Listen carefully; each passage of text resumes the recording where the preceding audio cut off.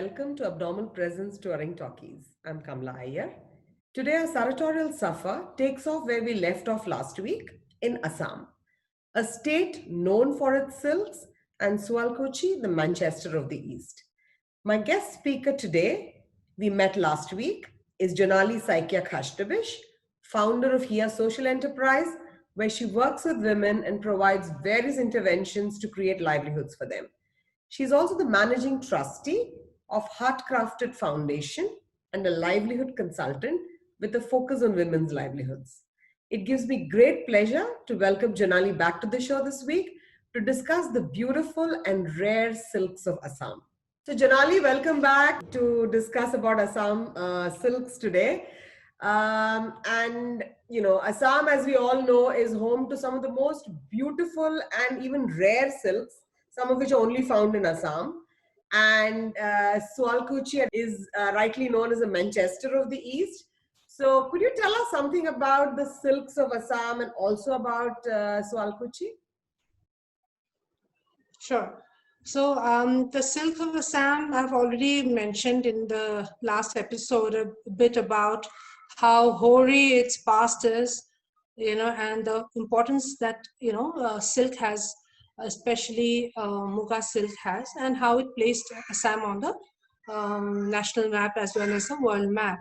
So first of all, Assam is the only state which I think has three silks available. So that is Muga silk, Eri silk, and Paat silk.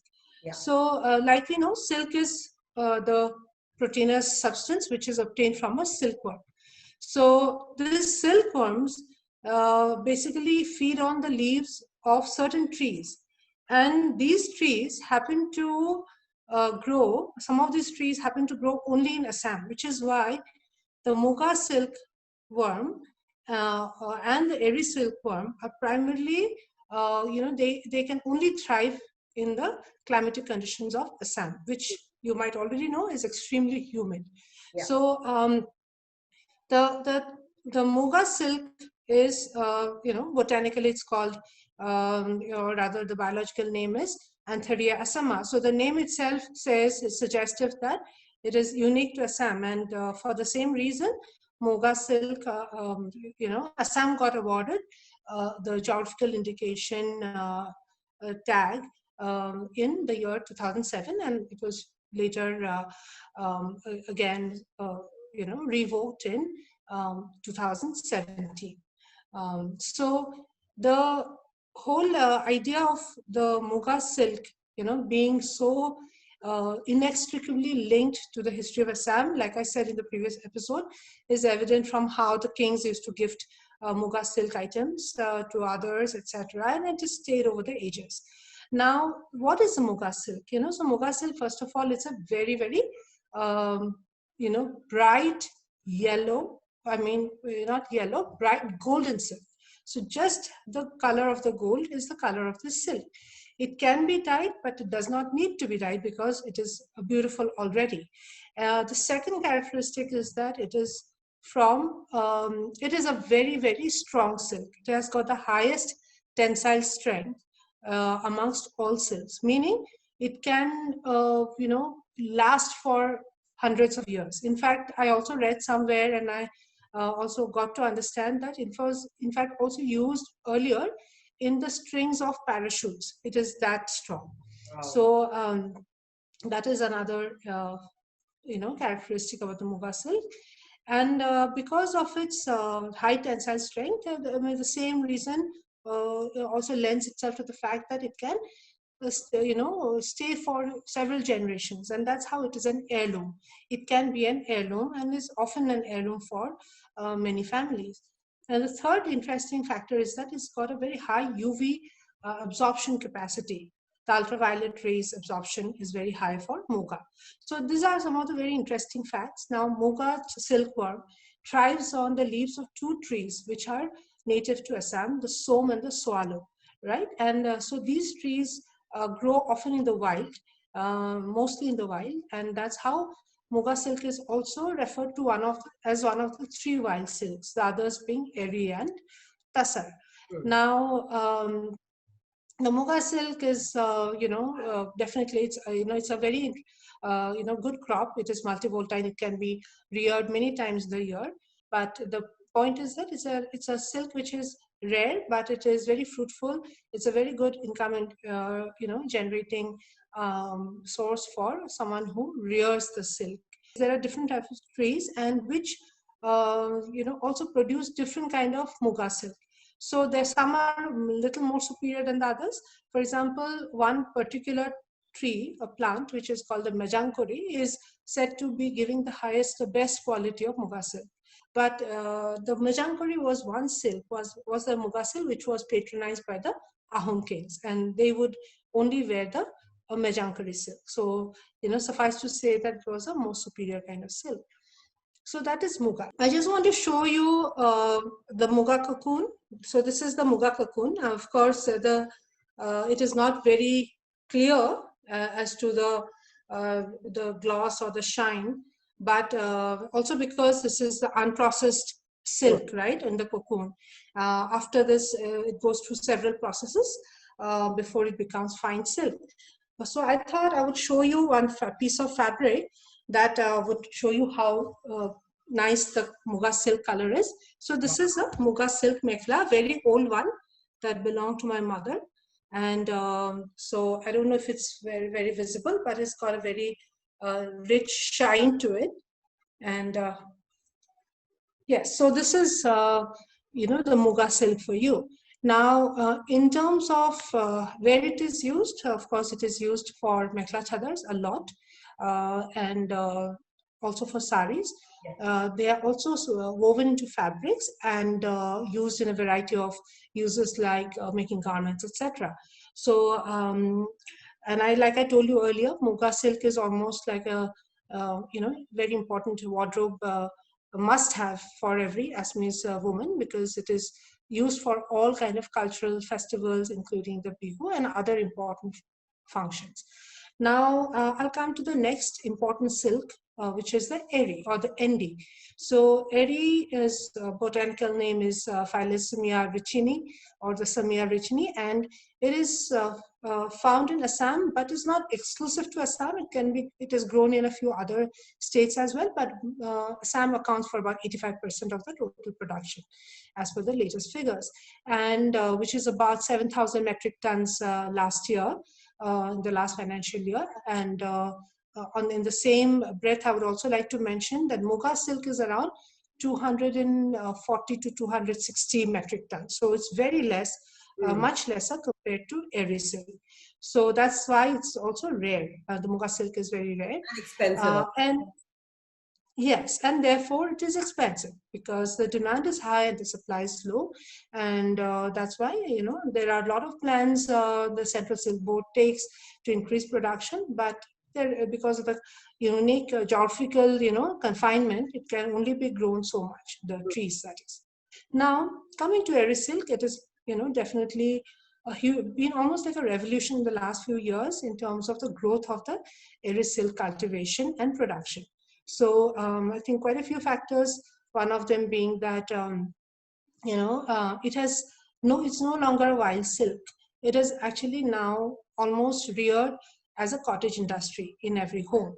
I mean, many homes. So it's something that, in fact, it was not always ever wild silk, because even back in the earlier days, people used to rear it in their own homes and spin their own silk from it, hand spin. So in fact, now that's even today is one of the most one of the highest income generating activities in the field of sericulture. And many families actually live on the income from spinning eri silk. And that's a very interesting thing. It's not just weaving, it's also the spinning of the thread, and the thread is in many times sold to other factories or other states who further process it to make other things. So the eri silk is named after Era. Era is the Assamese name for castor plant, castor leaves. Okay. And castor is the plant on which the eri silk worm thrives. They eat the leaves of the castor plant, and that's how the name came about. Now this silk is very interesting because it doesn't look like silk oftentimes, right? So if because it's got very the properties that it has are a little different from the usual silks. One of them being that it's woolly in nature. It has a sort of a woolish texture to it, and thereby it is also soft, but it doesn't have a great shine Mm. because the cellular properties are such that it doesn't reflect so much light. Now, when it's hand spun, it is even, it doesn't even look like silk or feel like silk. It is coarse, Mm. right? It's not very, not as soft and shiny. Of course, it's not, but it's not very soft as well. But the improved processing over a period of time, the last few years, has made it a very fine and extremely soft silk. So this is the interesting thing in the evolution of eri silk. But what is very interesting is that eri has a great property of capturing warmth, and it is silk that is said to be isothermal. That means when you wear it in the summer, it can keep you cool, and if you wear it on a cold day or in the winter, it can keep you warm. So much so that there is a saying in Assamese called "Doit pani, erir kani," meaning, it is just as curd cools you, Mm. eri warms you. Mm. So it is very, very important, and every family has had a eri shawl. I also remember having seen one in the house, which, like I said, doesn't look anything like silk. Didn't used to look anything like silk. It was just a big piece of cloth that you could sort of snuggle into in the winter, and it's a must have in every home. In the amongst the boros, it's a special kind of cloth called the endichi. In the Assamese, it's called the endi shawl or the eri shawl. So every family used to have one shawl, and that was pretty much the use of eri until some years back, uh, from when the eri silk was much better processed. Now it is also spun in the mill, and Mm. it's an extremely beautiful, fabric that comes from the eri silk now. So I have some eri silk, products to show, just to show you, that it's not very shiny, of course. It is, of course, dyed with lac. It's a natural dye. So this is about eri silk, and the third is, of course, the Paat silk, or which is universally known as the mulberry silk. Now, the Paat silk hasn't been, it's not one of the chief, silks that is produced in Assam. It is produced, but in limited quantity. Most of the silk, Paat silk or the mulberry silk that's used in Assam for all the mekhla chadars and saris come from outside, mostly from Karnataka, right? So, but the ones that are locally grown, are also used in weaving a lot, and mostly they are referred to as the nuni path, right? So sometimes it's a slightly different kind of a mulberry silk, and sometimes it is used without degumming, without going through the entire process of the processing the silk, etc. So normally the way it is done in a commercial environment. So Nunipat is extensively used for mekhla chadars. Most a lot is used by the missing community, and also in the villages in Assam, the rural areas. They often use it along with cotton, or maybe sometimes even with Muga silk, and that's another kind of fabric that comes, which is called Paat Muga. It's a mix of mulberry and Muga. So it's a shade just between beige and golden. So that's the part, or the mulberry silk. So Jonali, the Nuni part is also used for making that missing weave kind of a garidia kind of a weave, right? mhm. So yes, the Garidia weave, which is basically a checked pattern, is made from nunipat and from cotton. So one is used on the warp, the other is used on the weft, and there's a translucent texture to the fabric, and it's something like a missing checks pattern, Yes. and beautiful motifs are woven in it, and something it is like this. So like I said, it's a translucent one. Yeah. So of course there are a lot of pictures that are with this fabric, but I just wanted to show you how it looks. So yeah, these are the pretty much the silks that are found in Assam, and the reason it is called the land of silks is because, like I said, is all the three major silks are found here. Now tassar, it is not cultivated here, but yes, the weavers do use tassar in mekhla chadars and saris as well. It complements the weaving practice beautifully. It complements even sometimes paat and tassar are used together. Yeah. The only thing that I would like to address one area on your show today is that one has to be a bit careful while purchasing a Muga sari, and really understand the authenticity, or ask for authenticity, because sometimes tassar can be dyed to give the color of Muga. So I think it's good education for customers and viewers who need to know that one has to ask for proof of authenticity of Muga, because Muga's sheen is quite different from tassar. Even if it is dyed, it cannot definitely be the same. So one has to have a keen eye for it, and an awareness definitely helps, right? Sericulture, I mean, just to kind of complete, sericulture has always been an important industry since the Ahom days. In fact, a separate minister was created, a separate ministry was created just for sericulture for the right reasons, right? And I think as of today, Assam stands third in the total production of silks after Karnataka and Tamil Nadu, if I'm not mistaken, going by the latest data. So that's what it is. And yeah, I mean, hoping that better days will come for Muga silk production, and thereby, maybe the market will respond better to the rates. I know, it's very expensive, and maybe there'll be some innovations where the threads are finer, etc. And we have new types of weaving in Muga silk as well. So could you also tell us the same vein on silks on Sualkuchi and what actually goes on there? So yeah, like I said earlier as well, that Sualkuchi has come to existence, around 17th to 18th century, where the best of weavers were made to come together and, produce fabrics, mekhla chadars, etc., to cater for use of Assam as well as, outside Assam as well.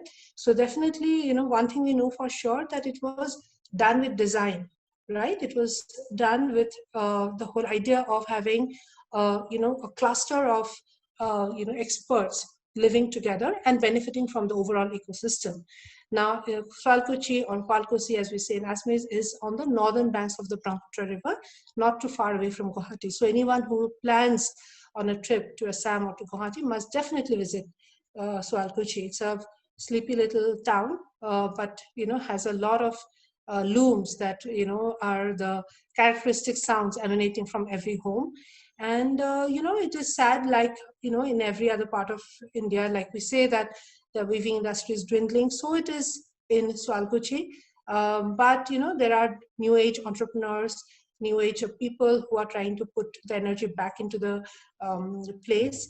And the good thing is that a lot of new and younger people are also starting to get back into the weaving industry and nurture the whole ecosystem. So that's a good thing. So yeah, it's a very interesting place. It has a Fashion Technology Institute also. So and it's not too far from Guwahati, which is the main place of trading. So it's in the right place, and a lot of innovations are happening there. So which is good, but more is always better. So that's about Sualkuchi. And now the only thing in Sualkuchi is that it produces more of mulberry silk and Muga silk, not so much of eri silk. Because like I said, Sualkuchi is the only commercial cluster in the entire Assam, so it makes to sell. It doesn't make, necessarily to clothe its own people. Now, it's not a family, hobby, it's a business. So, they have their eyes keen on the market as to what are the requirements. And that's how, since Muga and Paat silk, which is mulberry, have always been, highest in demand, they mostly work on these two silks.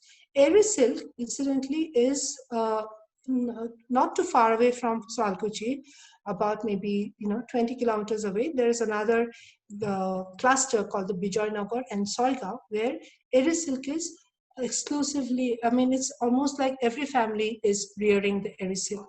So that's an interesting cluster, and in fact, we also work there, and there are a lot of kind of women who sort of work in every home spinning area and also weaving. So it's all within a nice geographical area, not too distant.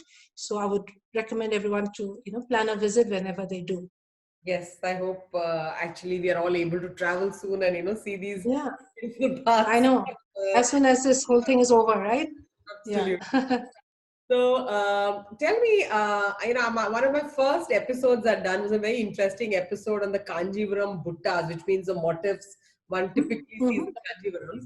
So that brings me to Right. the question of what are the typical buttas or motifs which are very common, traditional, and are there any contemporary motifs also in the Assamese weaves? It'll be interesting to see that. Now, there are certain motifs which are very, very unique to every region, not just Assam, right? I mean, for whatever reasons, they are, consistent to a place. And there are some motifs which are, oftentimes because of the mingling of people from different areas.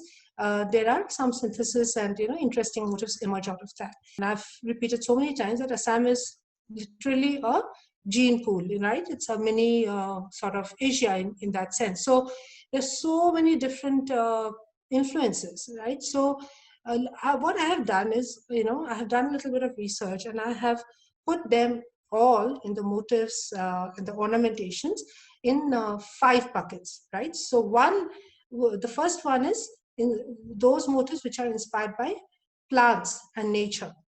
Okay. Now, also because Assam is a very, very it's a flora and fauna heaven, right?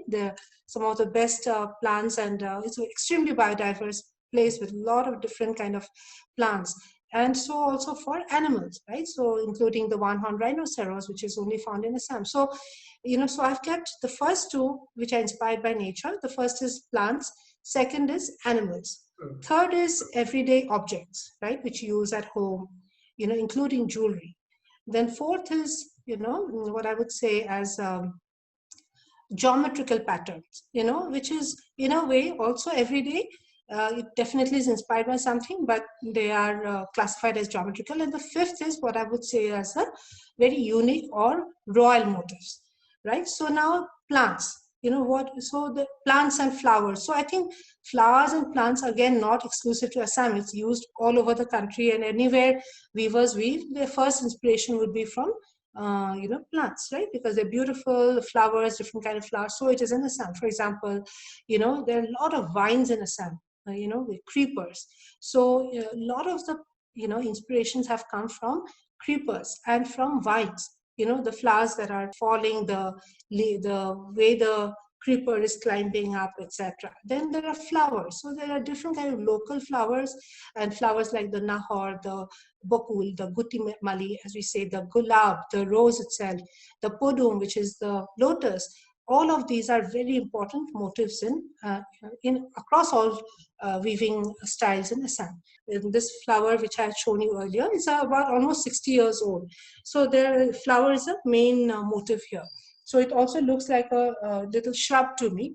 Now creepers, very interestingly, in all the fabrics, there are two different, sections of weaving. Like you just said, buttas, right? Buttas are normally used on the body as small weaves, which are across the entire body. And then there is an important part, which is the anchal, the pallu, which Correct. is said to be the most decorative and most significant part of a sari. So in Assam, because the mekhla chadar is a little different from the sari, because you have the major, the pallu portion, the where you do the major motif, is now repeated in 4 places, because the mekhla is a cylindrical object. So you have to weave all around. So it's almost like a 2 meter, round main weave that you have to do. For example, I'm talking about this portion, right? So this is about 4 inches. Now there are sometimes as high as up to 2 feet also. So the very decorative ones could be as high up to this, so from here to here, the main motif. Then there are these buttas. So these buttas also can be across the body or limited to a particular portion of the whole fabric, or the mekhla or the chadar. And then there is something which is the border, right? The border is another part. And then there is something else in Assam which is also used in the ends of a chadar or even a mekhla, which is called the in Assamese it's called kahori, meaning the side. And the sides are always typically using a lot of these vine motifs, which is called as lota.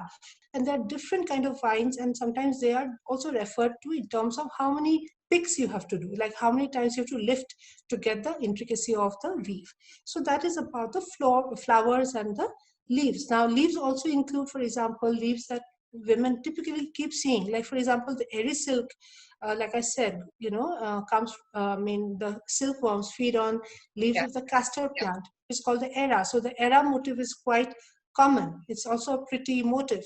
So that, and the bell, which is a wood apple. So these are some of the very common motifs that are woven by the women.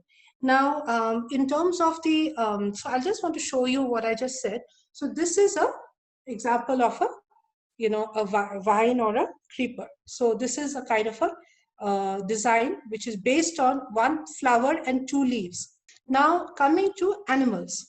Second is animals. So animals play a very important role in motifs, as it does, I think, across various parts of India. In Assam, the typical animals that one weaves are lions, then peacocks, so animals and birds, peacocks, eagles, then deer, and of course, the very important motif, which is of course used a little more these days, is a rhino, right? I mean, it's not very common to see all these motifs very often. Like the rhino is, not a very popular motif, although we might think it is very popular because it is found in Assam. But actually, the most important motif in Assamese, in fact, that's also under a royal motif, is called the king cup, which actually is nothing but a very beautiful, paisley shaped motif that houses two lions facing each other. And this is also a royal motif.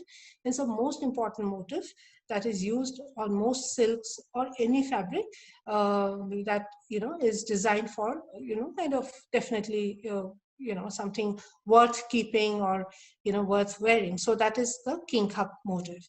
Now you were saying about like innovations. So innovations, yes, because of the jacquard and the computerized graphics having come to place, some of these are I mean, it's just a click away, right? You design something and you can create a motif out of it, and you send it to the weaver to be placed on the loom, and then you, lo presto, you get a new motif. But the point is, how authentic is the motif? Was it in use? I mean, you can create any motif you want, right? For that matter, there is also an aeroplane motif which sometimes is woven. But though, I mean, I wouldn't say they are very authentic motifs. Some of these new age motifs, the what is interesting to see is how old motifs have been reinterpreted to give a new lease of life. So that's the interesting bit about it, with all of these motifs. So now, so I've covered two. The third one is, like I said, everyday objects and jewelry. Yeah. So everyday objects include things like the vase, or the kalash, which in Assamese is called kolo. Then secondly, japi, which is the hat that farmers wear in the fields and the bihu dancers wear, use to dance. And the very important, and I don't know if it is there in other parts of India, don't know enough, but jewelry is a very strong source of inspiration. For example, this is called the junbiri. Okay, it is shaped like a crescent moon. Yeah. And this is a very interesting, I mean, this along with many others, often is a motif on a mekhla chadar or a sari. So we have created a few as well. So then there are dhol piris, which are shaped like a dhol. Then there are golpotas, which are chokers. There are gamkharus, which is something like what I'm wearing, although it is much wider. So these are some of the jewelry, is also a very strong source of inspiration, and other structural objects around the house. So now then that brings us to the next one, which is the geometrical designs. Now, you must have realized by all this, all these motifs are essentially expressions of extra weft, Yeah. essentially. Because I mean, it's easier to weave on so many different patterns on extra weft. But having said that, it is not as if extra warp, cannot replicate this design. In fact, the flower, which I covered in the very first section, is a very, very common, I think, across all weaving clusters across India. Flower is the most common, motive. So flowers are woven, small, big, whatever size, in different shapes, and this is very well woven in an extra warp design also. So Bodos and the Rabhas, they weave this very skillfully. Along with that, the furs, etc., are also woven very well in the extra warp borders, along with hills, ridges of hills, etc. So this is about the nature inspiration that I've just covered. Now, coming to geometrical, the one that you see behind me, which is essentially a machine weave. So, and also the sari that you're wearing, Kamla. So this is a geometrical pattern. So geometrical pattern, essentially it is, when we say geometrical, it has to come from somewhere, right? So it is essentially a diamond. If I just take a moment to cover, so you have diamonds and you have flowers on your sari. So this is the machine weave. And just speaking about machine weave, because most of these beautiful geometrical designs are present in the machine weaves, mostly. So I just want to take a minute to explain, what are the components of a machine weave. Now we wear them, but there is a lot of, background to it. For example, every machine weave has two components. One is called the ghai, which is the main weave, or the most sort of outstanding part of the entire fabric. And the secondary one is called the conger, right? So the ghai and the conger. For example, in this sari, in this pallu, this is the ghai. This portion is the ghai, right? The one with the geometrical patterns, that is the diamond, and the flowers are the conger. So it is very important to have this differentiation, because the best the expertise of the weavers is demonstrated in how skillfully they weave the ghai pattern. So for you also, it is the diamonds, because if you miss even one house or one row, the symmetry won't be maintained. So that is the machine weave. So then in machine weave also, there are a lot of different types of motifs. For example, I've already told about the diamonds, which is known as latik. Then there is mayap, which is scorpion. There is tayap, which is a hand fan. Then there are kunjal, which is the flower, what I'm wearing, and you have also. So these are some of the common ones, and then there are a whole lot of others as well. So now the next one is the royal motif, which I've covered a little about in terms of the king cup motif. There are also a few others, like the paisley is known as the, either it's known as a arm, because it's shaped like a mango. So the paisley is nothing but like a mango shaped motif with a very ornamental top, right? So that's how it is, and it has a lot of intricate fillings inside. So that's an important and much often used motif, especially in silks. And then it is sometimes the size differs or the shape differs a bit, elongated or made wider on the horizontal side, etc. Now, king cup, like I said earlier, is reserved for the best of the fabrics, because it is often, it's hard to, do the motif, and it's also something that you have to weave different colors of threads to make it really the motif that it is. And then another very interesting fabric that was used by the royalty was actually called the gomseng, right? So gomseng is actually nothing but a profusion of king cups against a black background, and it was indeed the fabric of the royals. And of course, now it is not used so much anymore. I mean, of course, anyone can weave that, but the point is that it's not doesn't exist as a different kind of a fabric or a pattern, because it is replicated already into mekhla chadars and saris.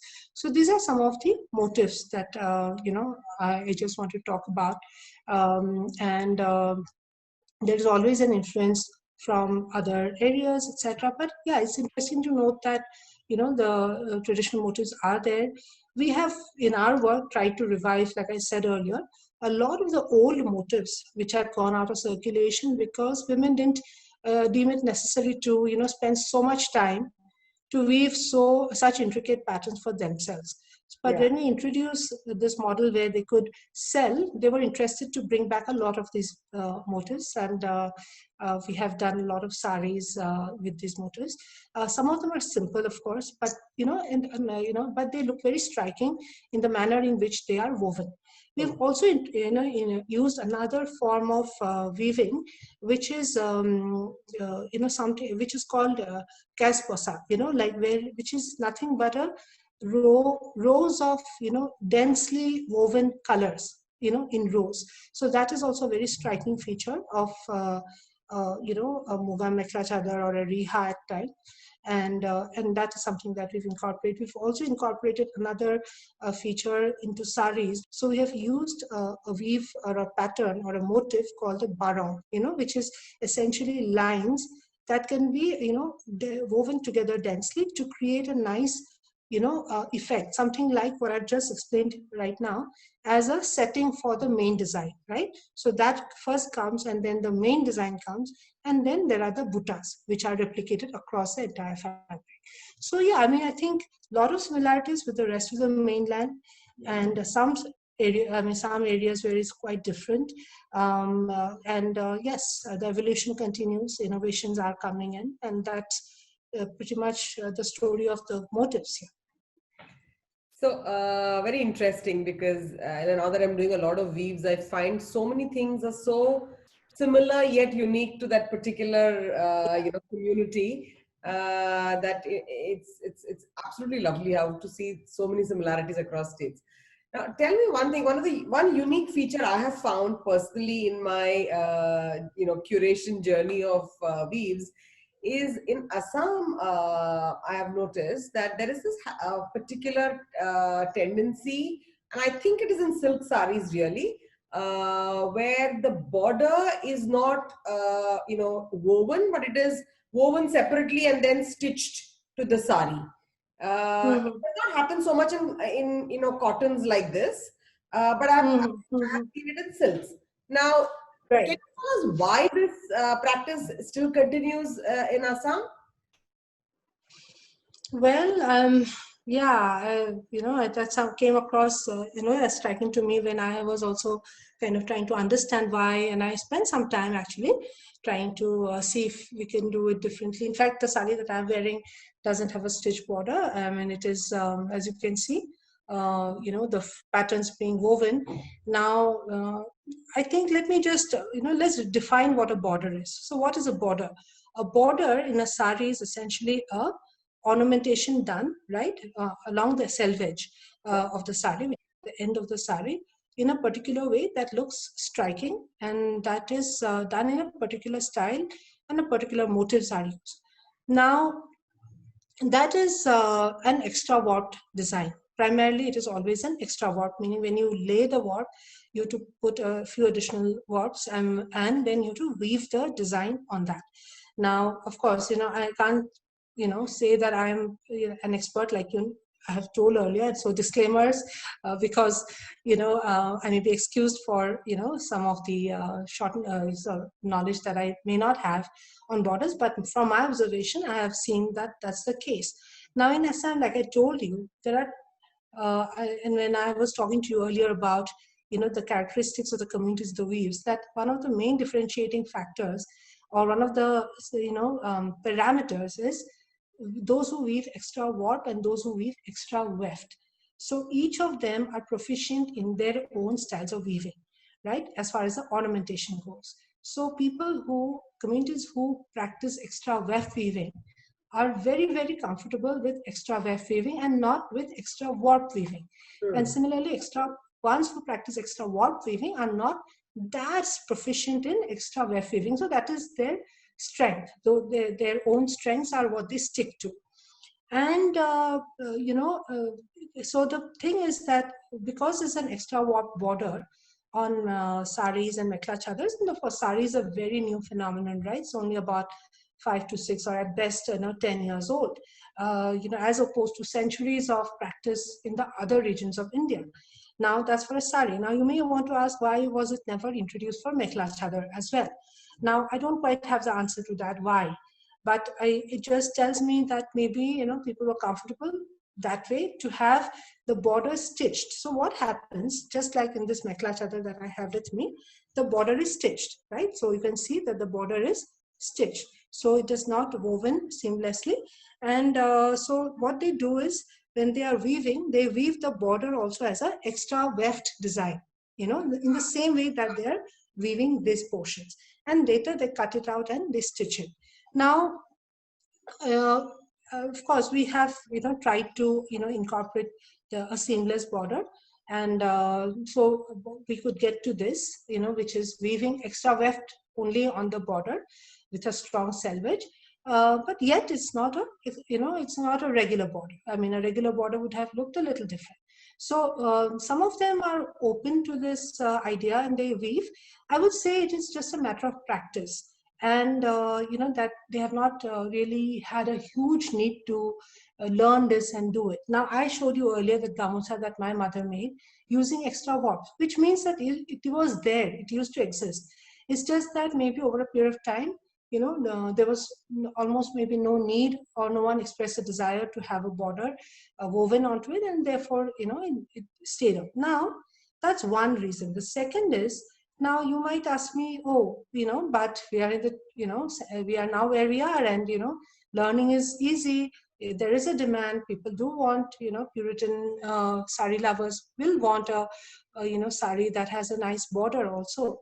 And so when I try to find out why the weavers would weave or not, what I found out as is that often the weavers find it as their differentiating factor, Hmm. because of the fact that we are all in a globalized world. Distance is nothing, right? You can just sort of weave something somewhere and sell it anywhere. Where is how do you know if this pattern cannot be replicated somewhere else in the country and sold somewhere else? So I mean, I know that can happen for anyone or any weaver in any part of the country if one has a hang of that technique. So extra weft being the technique. So let's say the jacquard loom can anywhere in the country can reproduce a similar pattern and sort of reproduce on mulberry silk. So what I feel is, from some of the chain of events that I've witnessed in the last few years, is that probably the weavers consider this to be their characteristic feature, and they want to retain it this way to fight any potential kind of competition from any other part of India. And that is indeed a livelihood loss for them, right? So if, let's say, something gets made in a cluster like, let's say, very well developed cluster like Kanchipuram or Varanasi, and same patterns and motifs, and are sold in Assam, so they feel that there shouldn't be, I mean, as I think would be the sentiment anywhere, right? And every cluster would want to protect their own strength. And so they said, hey, let this be our unique, sort of signature, that this is how we do our borders. Having said that, there are people, there are independent design houses, there are, some weavers who do it with a seamless border, but I wouldn't say that that has really caught on like wildfire and everybody wants to do it, right? So, I mean, the larger sentiment is to keep it with the borders. For them, it just works fine. We have produced a few with seamless borders, and but yeah, I mean, we didn't find a lot of interest in continue with this. So that's the story of the borders. I guess we'll have to stay with some things as they are and see if things change in the future. Yeah, true. I mean, I just wanted to know what was unique about it, because I've noticed it and I really wanted people to know that Yes, it's a true. feature which is prevalent. So, Yes. Jonali, I actually brings me to almost the last question of the episode is, with COVID now, and all this talk about going vocal for local and Atmanirbhar Bharat and all that, what do you see as the future for handmade, handloom in India in a post-COVID new normal, as they're calling it now? What in your view is the new normal for slow, sustainable fashion? Well, I think to start off, I see it more relevant than ever before, right? It was already a movement, and some of many people that you and I know, including myself, and this entire slow fashion, handmade, handloom has been there for a few years now. I think we are all seeing this renaissance about what, since 7 to 8 to 10 years now. It was a movement that has been growing anyhow. And the only issue that I think all of us face is the threat of the industrialization of getting anything done in an instant, right? So it was always handmade earlier. Then when the industrial age came, things changed and it became all mechanized.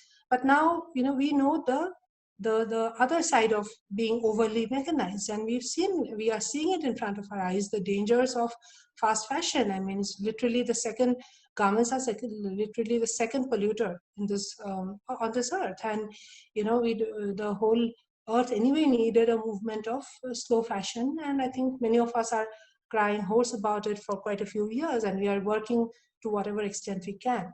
Now in the post-COVID world, as you are asking, I think it's all the more relevant, all the more doable, for many reasons, and I'll tell you why. First of all, I think we've realized that it's best to kind of be self-sufficient, right?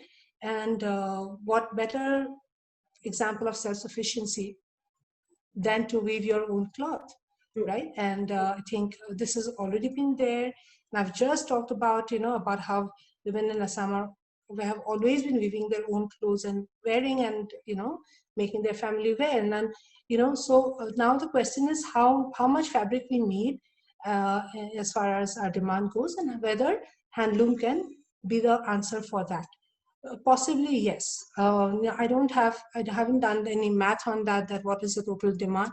But then we all know that there are a lot of mills in the country as well, like a lot of power looms, fabric manufacturers. So I think there's a place for everyone, I feel, and definitely a little more for the handloom weavers, because that's my second reason why. Now, as we've seen that a lot of migrants have now moved back to the villages, right?